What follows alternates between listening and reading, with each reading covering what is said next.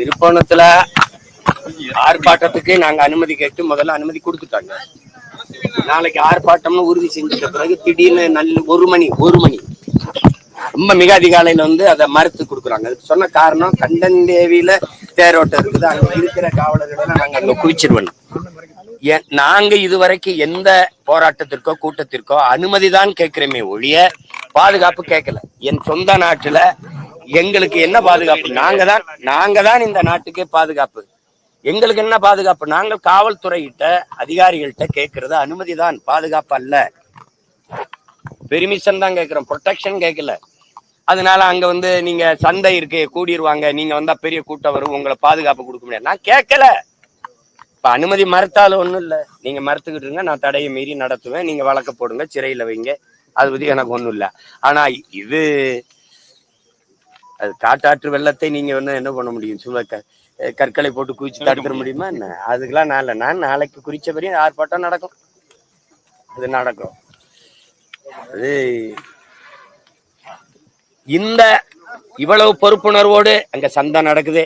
நாங்க கண்டந்தேவிக்கு எல்லாரும் போயிருவோம், அதனால உங்களுக்கு உரிய பாதுகாப்பு கொடுக்க முடியாது, அதனால இந்த போராட்டத்திற்கு அனுமதி மறுக்கிறோம். இவ்வளவு முறையாக அணுகிற காவல்துறை தம்பி அஜித்தை முறையாக கூப்பிட்டு விசாரிச்சிருந்தா அவன் செத்திருக்க மாட்டான், நாங்களும் போராடி வேண்டிய நிலைமை எங்களுக்கு வந்திருக்காது இல்லையா?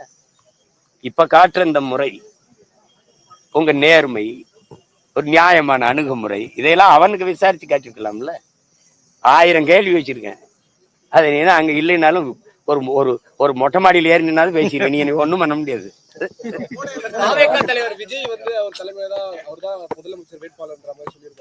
அவர் கட்சினா அவர் தானே அன்னைக்கு இருப்பாரு. இப்ப நீங்க 4 முனை போட்டின்னு சொல்லக்கூடாது, நாங்க தனித்த முனை. நீங்க இங்க இந்த நிலையில அவங்க சரியாதான் சொல்றாங்க மும்முனை போட்டின்னு. எங்க கொள்கையில அவங்களுக்கு ஏதாவது சம்பந்தம் இருக்கா? மொழி என்று யாராவது பேசுவாங்களா? இந்த கட்சி பேசுமா? என் இறைக்கு முன்னாடி என் மொழியில் வழிபாடு அப்படின்னு இந்த கட்சி ஏதாவது பேசியிருக்க? இது என் நிலம், என் வளம், என் மண்ணின் வளம், என் மக்களுக்கானது என்று இது பேசுமா? என் மலை அறுக்காத என் தாயின் மார்புன்னு கத்துமா?